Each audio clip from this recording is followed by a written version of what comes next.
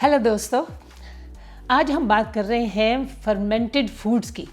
अब फर्मेंटेशन जो है ये एक ऐसा मेथड था जो कि आप हज़ारों साल से इंसान यूज़ कर रहा है और वो अपनी खाने को जो है महफूज करने के लिए, क्योंकि फ्रिज वगैरह तो ज़माने में किसी पुराने ज़माने में नहीं होते थे, तो ये फूड को प्रिजर्व करने का बहुत अच्छा मेथड होता था। लेकिन आजकल जो फर्मेंटेड फूड्स हैं वो बहुत ज़्यादा पॉपुलर हो गए हैं और उसकी वजह ये है कि जो साइंटिस्ट ने ये फाइंड आउट किया है, अभी ये 3-4 डेकेड्स में ही हुआ है, मालूम हुआ है कि जब साइंटिस्ट जो है वो गट के जो है डाइजेस्टिव सिस्टम के माइक्रोब्स के बारे में जब रिसर्च कर रहे थे तो उन्हें मालूम हुआ कि फर्मेंटेड फूड्स जो हैं वो हमारी हेल्थ के कई बेनिफिट्स हमारी हेल्थ को देते हैं। और उसकी वजह यह है कि वो हमारे जो बैक्टीरिया हैं, बेनिफिशियल बैक्टीरिया हैं, उनकी तादाद बढ़ाते हैं ये फर्मेंटेड फूड हमारी बॉडी में, हमारी गट में। तो जिसे आप प्रोबायोटिक भी आज कहते हैं आजकल। तो ये जो है इसका ये कनेक्शन है, इसलिए आजकल फर्मेंटेड फूड की काफ़ी अहमियत हो गई है।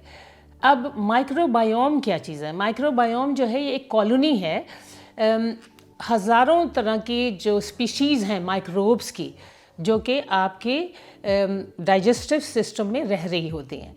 तो ये मतलब इसे mixture of bacteria, fungi, viruses, ये सारी की सारी चीज़ें हैं। आपको मालूम भी नहीं हमें होता, लेकिन ये जो है ये सिर्फ, वैसे तो ये 2 किलोग्राम है रफली हमारी बॉडी में, लेकिन इनकी जो नंबर है यानी इनका तादाद जो है वो 100 ट्रिलियन है।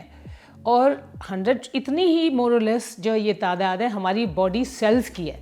इसका मतलब आप ये देखें कि ये कितना ज़्यादा हमारी सेहत पर या हमारी बॉडी पर इफ़ेक्ट कर सकते हैं।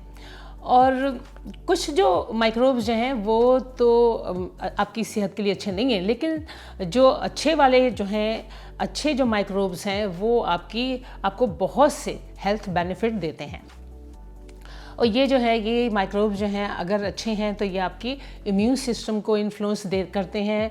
और ये जो है अब ये है कि ये जो माइक्रोब्स हैं ये अगर आप फाइबर खाते हैं, यानी कि अगर आप वेजिटेबल और फ्रूट ज़्यादा खाते हैं तो ये बहुत खुश होते हैं ये microbes, because they love fibre.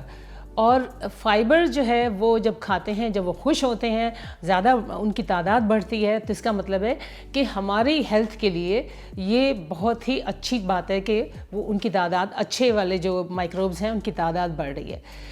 उसकी वजह ये भी है कि ये जो फाइबर क्योंकि ये जो माइक्रोब्स हैं या बैक्टीरिया हैं, ये वो जो फाइबर है उसको इन्फ्लेमेटरी कंपाउंड में एंटी इन्फ्लेमेटरी कंपाउंड में तब्दील कर रहे होते हैं।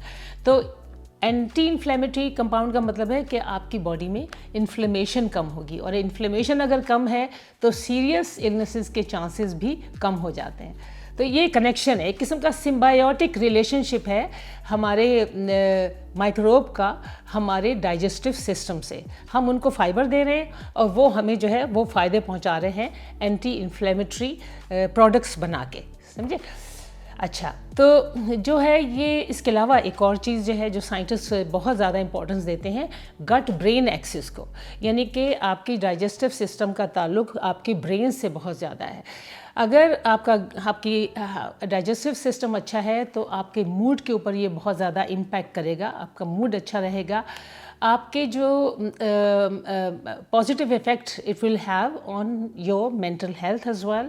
आपका जो स्ट्रेस लेवल है उसमें भी कमी होगी, और आपका डिमेंशिया जो है, हद ये कि आपके ये जो बीमारी होती है डिमेंशिया की, भूलने की बीमारी, मेमोरी की जो बीमारी होती है, मेमोरी लॉस की जो बीमारी होती है, उसमें भी कमी आती है इससे।